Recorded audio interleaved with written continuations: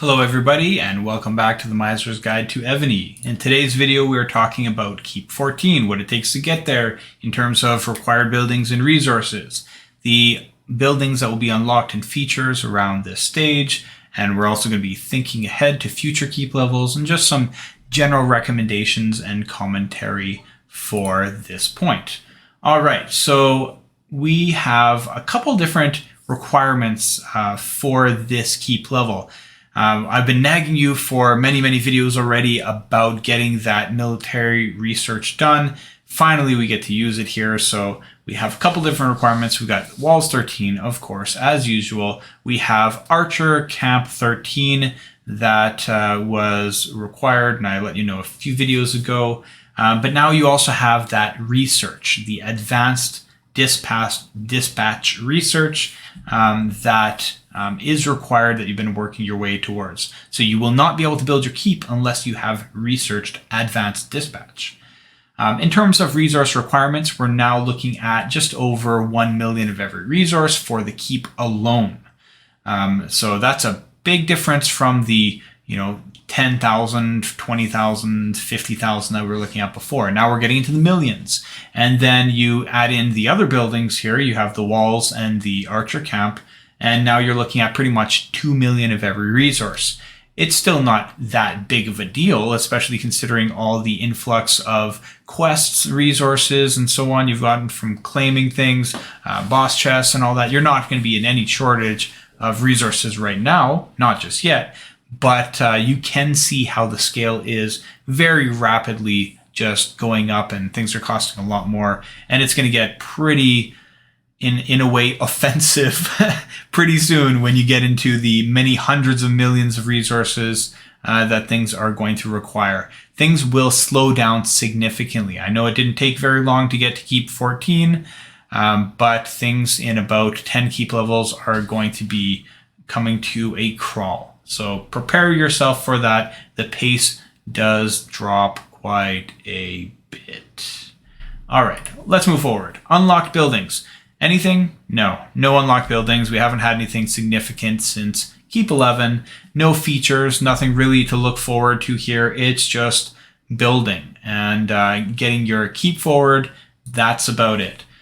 Thinking ahead to future keep levels, yes, we still have another military requirement. But the good news is that by fulfilling these military requirements, you're going to get an extra march. You are going to be able to, in this tree and with VIP status, getting accumulating those points, you're going to get 5 marches. And then later on, when you're much higher keep level, you will get a 6th as well. But you want to get that 5 as quickly as possible so that you can participate in bosses. You'll grow a lot quicker. You'll eventually start gathering and so on. So 5 marches is a pretty big deal. So to get those military requirements, just to work your way down that tree, it's worth doing. You're going to get that march. All right. Thinking ahead, other things for Keep 15. For the next one, you're going to need Trap Factory. That's the one we're looking at right here. You can see it's already being worked on. For the future, we're going to need to get that all the way up to 14 for Keep 15, and we need to get Quarry, just 1 Quarry, up to 15 for your Keep 16. And then we're looking at a Mine. We want to get a Mine up to 16, and that's for your Keep 17.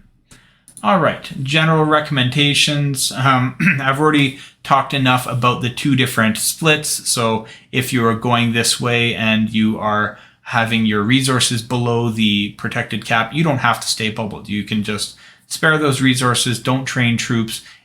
Just keep like 20 on hand.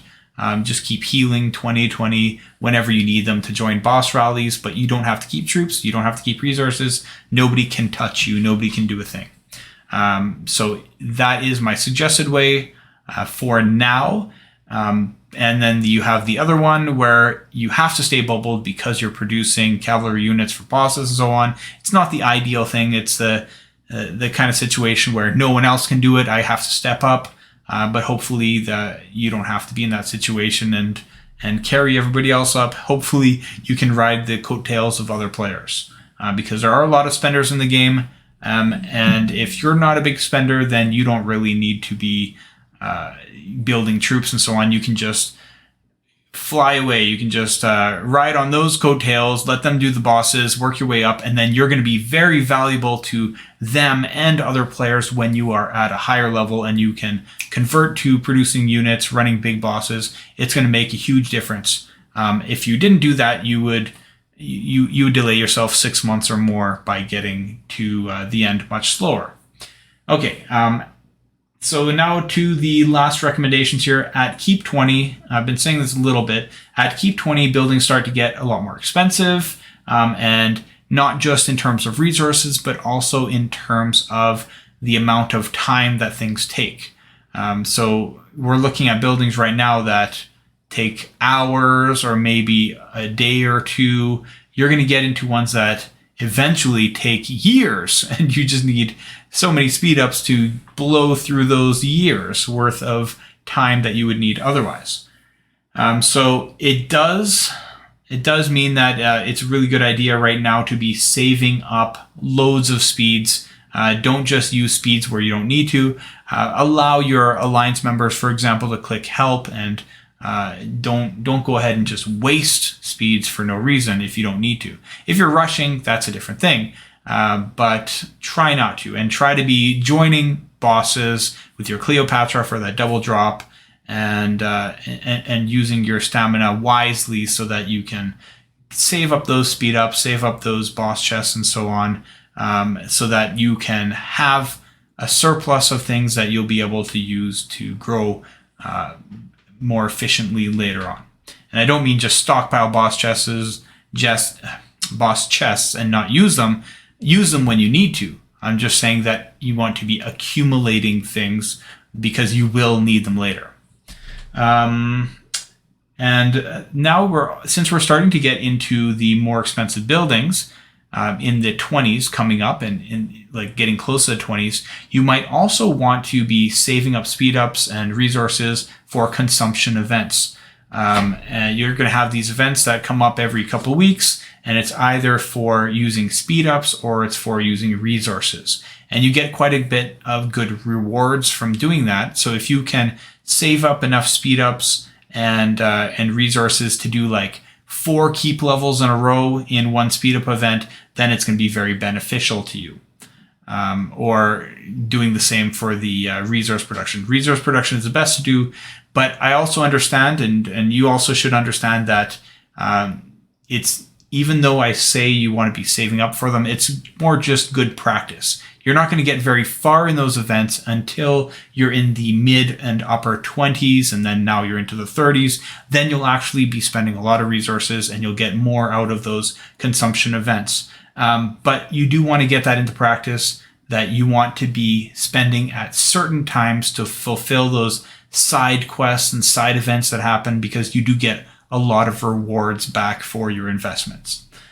Okay, and that's about it for the Keep 14 video. I want to say thank you again to all the channel supporters. If you do want to join the channel, if you like all this content and you want to give back, click the join button, check out the perks, and find out if one of those work for you. That's about it, and I will see you in the next video.